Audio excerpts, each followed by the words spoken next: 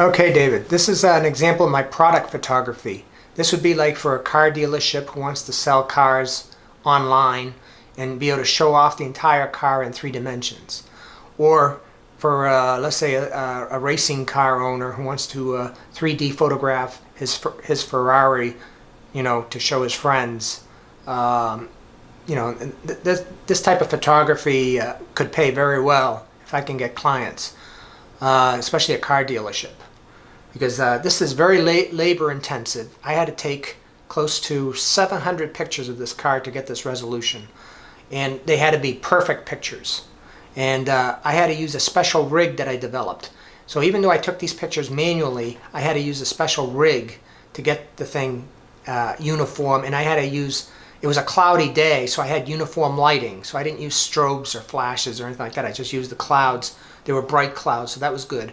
But so I had uniform lighting. But that's the other thing I need is, be able to buy some more better lighting to do this kind of work. But here it is. You can see that's my car there. That's my my Honda Civic. So I'm going to go into it now. Okay, I'm going closer. I'm approaching it. Again, I'm using this 3D Zephyr is also a 3D viewer. So and the 3D viewer is free. So you can send the 3D viewer to clients. Have it online on a website or something like that. Now this crown on top is just an artifact of the string that I had, and I could edit that out. I was using a clear nylon string to keep me equidistant in a complete perfect circle around the car when I was taking the photos, and that's one of the key things to do. Okay, and that's what my robots will help do too.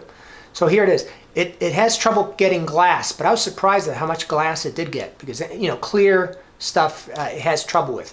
What you do for that is then what I would do is just coat the windshield with some kind of like powder, like talcum or something like that, and then it would show up perfectly. But it didn't do too bad a job, and it got the headlights, because they were sort of cloudy anyways. They were kind of old, and and the car itself was dirty and dusty, and that's a perfect thing to do, because if you have it too shiny, then it won't work as well. You'll have gaps in the metal and things like that. But it got this car perfect. I mean, look at that. It got out the entire shape, and you can 3D print this car. I can generate I can export. If I go here to workflow, I can export it as textured, or I can export it as a PLY. You can export these things for your 3D printing, and you can make them watertight. So you can 3D print it. Look at the detail. It got the lettering right.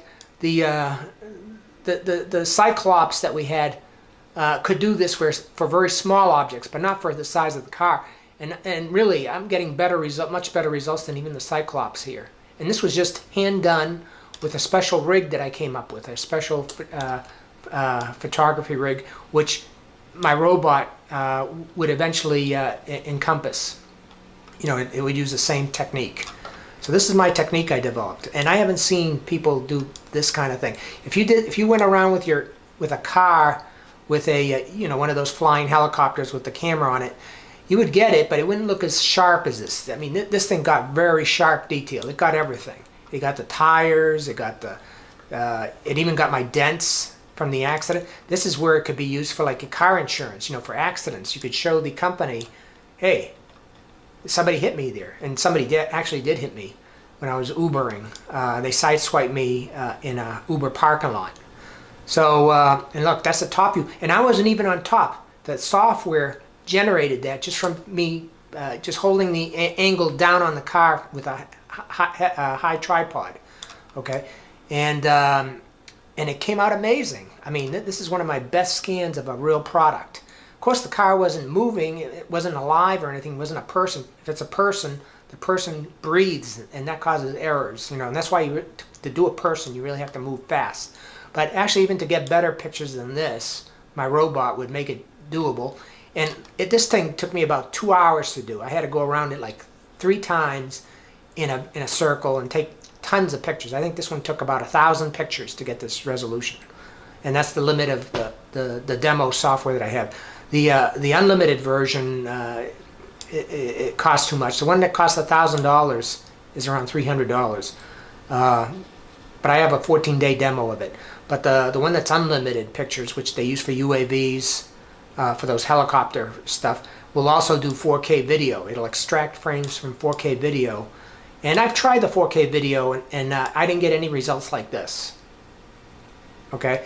This was taking stills with just your standard DSLR, like your Canon cameras that you have, David. And you can do the same thing. And you just use this as 3D F-Zephyr.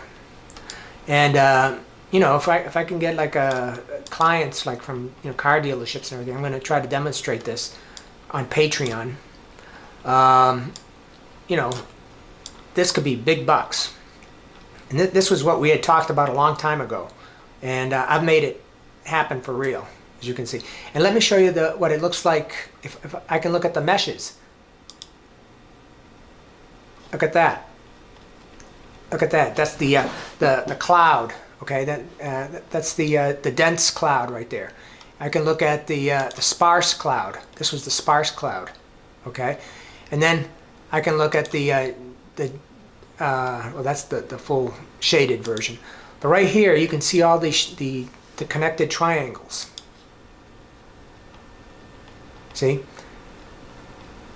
You can see this is the dense mesh cloud. Okay, this is the step before you get the surfacing. Okay, and then what happens is the algorithms fill in between all these triangles. You know, this mesh. So, and this is what you need. This is what a PLY file is, so you can 3D print it. Except it has to be watertight. So to get it watertight, I would have to edit out that top part using Mesh Lab, and maybe edit the surface around here. You know, I can get rid of all of this ground if I want to. I did this in a park because that was the only place that I had enough room to do this. And you can see the orbits. And this is amazing. I wasn't even on top. I was just on the ground there. I wasn't looking down on this, but the software figured it all out. This is an amazing application, this Zephyr 3DF. Unfortunately, it's not free. Only the 50 photo version is free, and that one that would never get this. You need 1,000 pictures to get this kind of resolution.